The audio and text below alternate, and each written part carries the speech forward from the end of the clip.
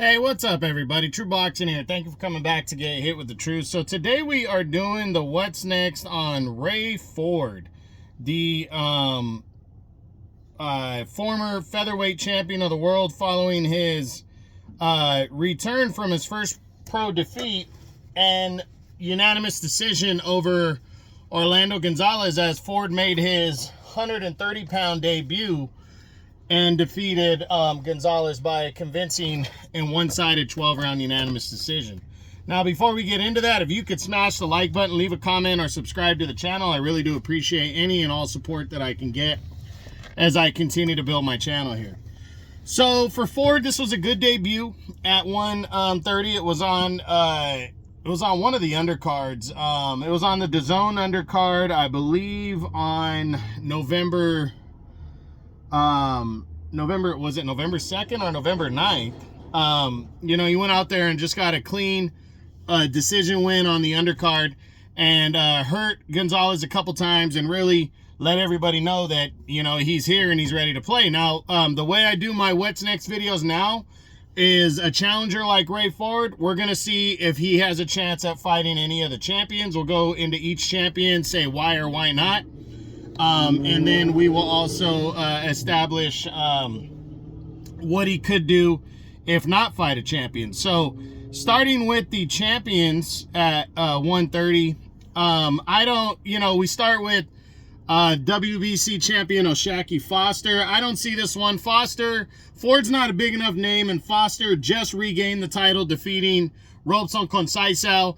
I think Foster is going to fight either the winner of Navarrete Conceição he's going to fight the winner of, Foster's going to fight the winner of Navarrete and Valdez, or he's probably going to fight Rocky Hernandez in a rematch. Ford's not a big enough name, and he's definitely not highly ranked in the WBC, so I don't see that one happening. Then there's WBA champion Lamont Roach Jr. Not seeing that one either. Ford isn't really highly ranked.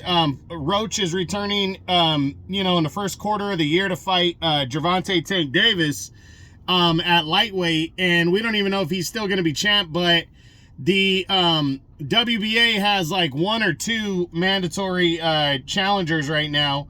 So I don't see Ford, who's not even, I know the WBA probably hasn't ranked him because he just fought, but I don't see him being in the picture to fight for a world title, for the WBA title.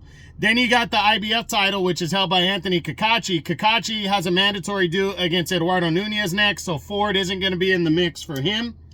And then finally you have Emmanuel Navarrete, who's fighting Oscar Valdez in a rematch in a mandatory fight.